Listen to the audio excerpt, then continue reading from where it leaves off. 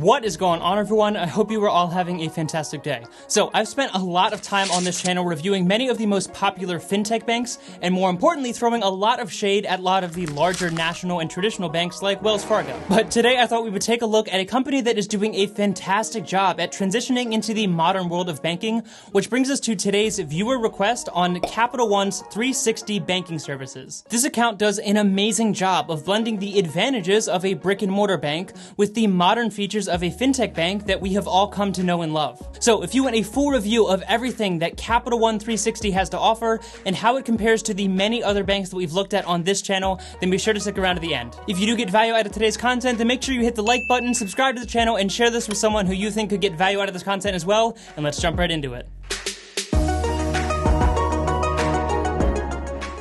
So Capital One has been around for a long time, and you probably know them for their really popular credit card services that we will talk about a little bit later on today. But they have gained a lot of traction recently in the banking side of things, especially with a younger audience who is looking for an online and mobile way to bank. So the first and most popular feature that they offer is their Capital One 360 savings account, which is currently going to offer you a 0.65% interest rate. Now, as always, these rates are going to fluctuate. However, this does come in really close to some of the competitors like Ally Bank, who is currently at a 0.6% interest rate, and Discover, who is at a 0.7% rate. But these numbers always seem to change right when I'm posting a video, so it's probably different by now. That said, keep in mind that the national average is right around 0.05%, so this is already 10 times the national average, although there are some competitors who are offering significantly more at the moment. Now, one of my biggest gripes with these large national banks is the ridiculous fees that they charge, but thankfully, Capital One understands that this is not going to fly anymore, and there is no minimum balance fees,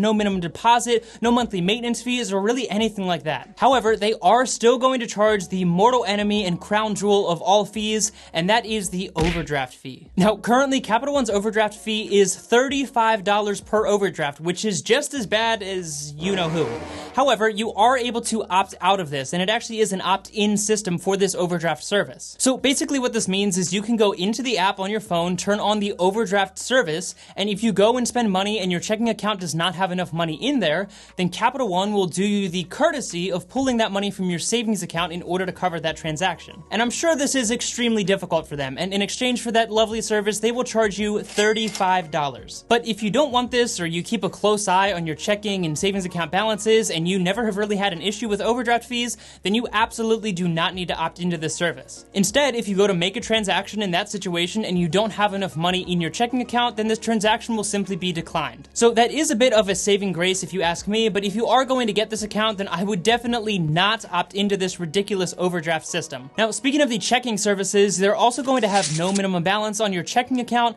and you're also going to earn 0.1% on your checking money, which is actually pretty good considering most checking accounts don't offer any interest at all. You'll also have access to the Allpoint network of ATMs, which we have become pretty familiar with, and that actually is going to give you access to over 39,000 ATMs that you can go to and withdraw cash for completely free. Now, all of this is pretty normal so far, and if anything, you have seen some fintech banks that are actually doing a little bit better on these numbers. However, the place that Capital One really shines is the fact that they have done an amazing job of linking the benefits of a brick and mortar bank or traditional bank like we talked about earlier with the modern online features that many younger customers have come to expect. Now, by no means is this as widespread as some of the other national banks with thousands of locations, but they do have 682 branches nationwide, and they also are starting to really push a model that they call the Capital One Cafe, which seems to me like a mix of Starbucks and your friendly small-town bank mixed into one awkward and somewhat confusing experience. However, if you do want to get an overpriced cup of coffee while you get your banking questions answered, then this is definitely an option for you. Currently, they have locations in Connecticut, Delaware, Louisiana, Maryland, New Jersey,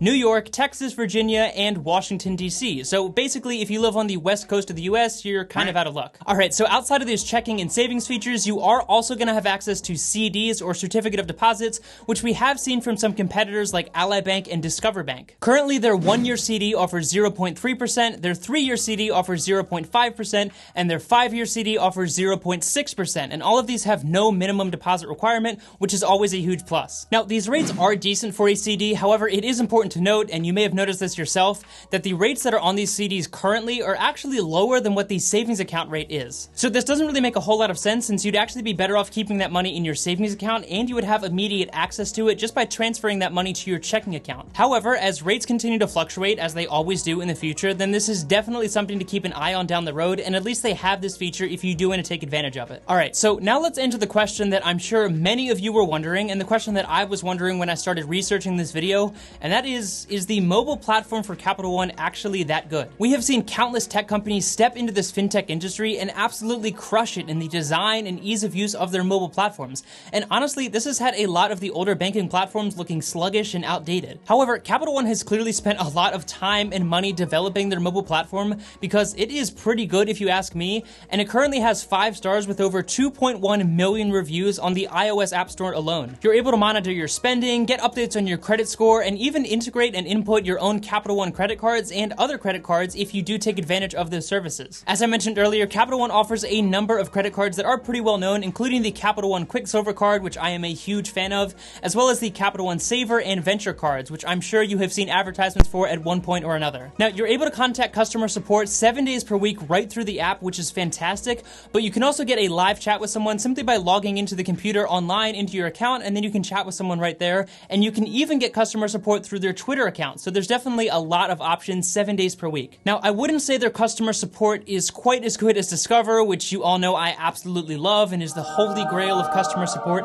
However, it really is fantastic, and in comparison to a lot of the national banks, they are coming out ahead. And I will also mention that Capital One has their own Teen Money checking account, which I did talk about in this video right here, where I reviewed the best bank accounts for teenagers. So if you do have a teenager, this is a fantastic place to get started, and it is a lot easier to set up this account if you are already a customer of Capital One yourself. Alright, so at the end of the day, who is this account for, and more importantly, should you get it? Well, at a quick glance at the features that we did just talk about, I think most of us would probably agree that there are some better options out there who offer higher interest rates, better debit cards, and arguably a better user interface. However, keep in mind that this is Capital One. I mean, this is a company that has a market cap of $32 billion, and that might seem completely irrelevant to this review, but I know a lot of people take solace knowing that the company that they're banking with is solid, not going anywhere, and in a lot of ways is too big to fail, although we have seen that really fall apart in the past. But your money is fully FDIC insured, so really nothing to worry about there, and if you are the kind of person who is worried about keeping a large amount of money with one of these smaller fintech banks like Chime,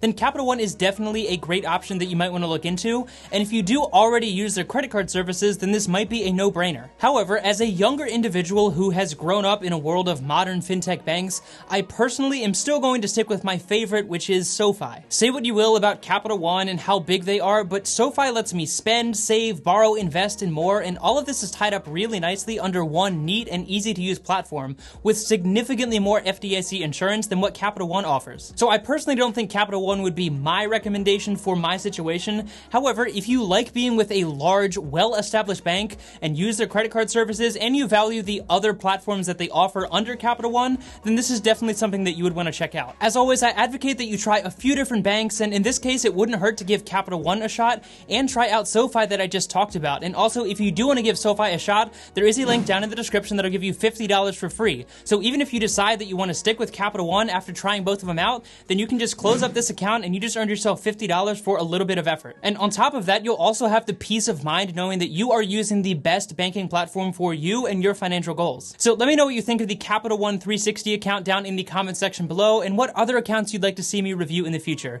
If you did get value out of this content, it would mean so much to me if you would hit the like button and subscribe to the channel, since that is the easiest way for you to support me. And of course, take it easy, and I'll see you in the next one.